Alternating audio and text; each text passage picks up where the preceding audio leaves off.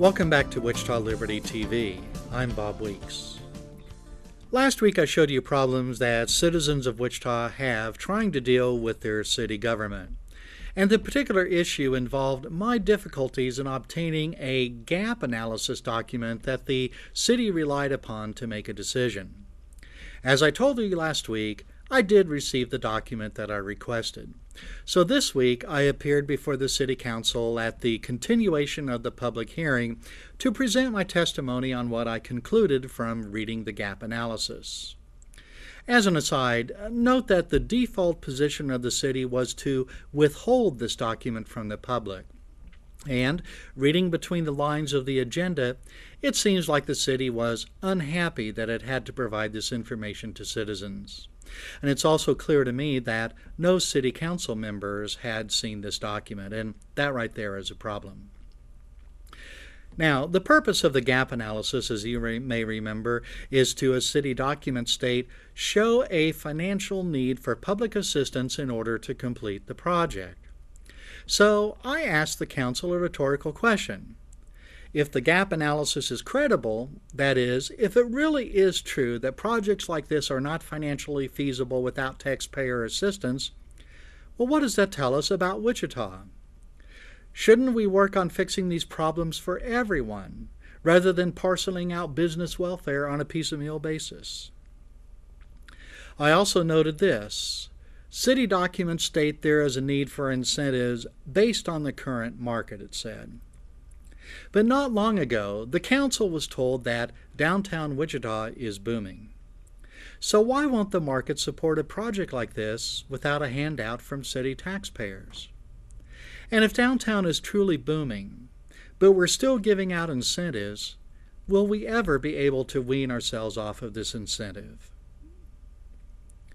Well, there's another public policy problem. Based on my reading of the gap analysis document, I see another problem with the facade improvement program. It shifts costs from landlords to commercial tenants. That is, instead of paying for the facade improvement costs as part of a mortgage or other financing, these costs become additional property taxes that commercial tenants pay in addition to their rent. Now, this is really a problem, as Kansas and Wichita commercial property taxes are high. Each year, the Lincoln Institute of Land Policy, along with the Minnesota Center for Fiscal Excellence, these organizations survey property taxes. And considering the largest city in each of the states, Wichita property taxes are 9th highest in the nation for commercial property. And Wichita taxes are not just a little higher, but a lot higher. For example, for commercial property valued at $100,000, Wichita property taxes are 38% higher than the national average. Now, some of the reasons why commercial property taxes are so high in Kansas and Wichita is due to the differences in assessment rates for various property classes. That's not set by the city of Wichita. But the overall level of spending, and therefore the level of taxation, is set by the Wichita City Council. Furthermore, the cost of incentives like this raise the cost of government for everyone else. So one thing the city could do is to reduce spending somewhere else to offset the cost of this incentive. This would mean that taxpayers do not have to bear the cost of this incentive. So if we wonder why the Wichita economy is not growing, commercial property tax rates and this City Council's policy of targeted reductions, well, I think they're a large part of the problem. Now, questions like this, issues like this, these are sometimes above the grasp of Wichita City Council members to understand. Or maybe they do understand, but they don't want to confront issues like this. That may be related to another problem. The beneficiary of this grant of cash program is David Berg. He's received much taxpayer-funded subsidies from the city, state, and federal government over the years. He and his wife make generous campaign contributions to almost all city council members, often making the maximum allowed contributions. Then the city council votes, unanimously, to give him a grant of $20,000 cash with very few strings attached. Now, Is this additional evidence of the problem of cronyism in Wichita? Yes, it is.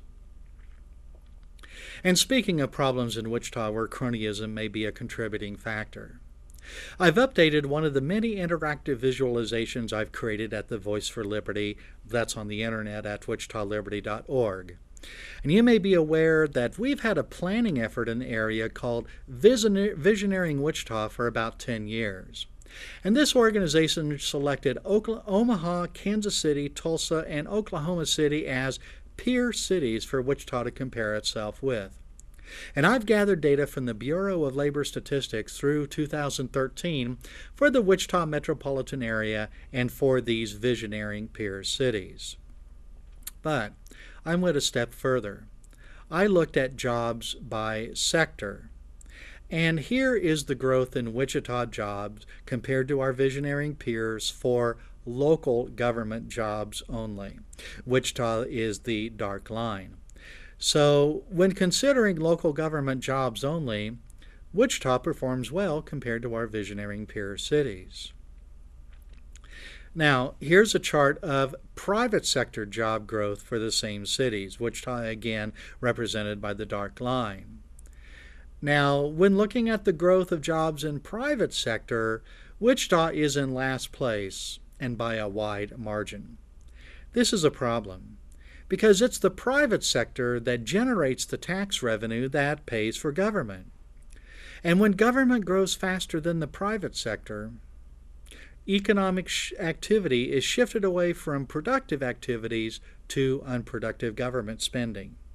The economist Dan Mitchell has proposed what he calls the golden rule of fiscal policy, which is the private sector should grow faster than government. Well, in Wichita, we see our local government proposing to grow itself even more by recommending that visitors approve increased sales tax to pay for more government programs.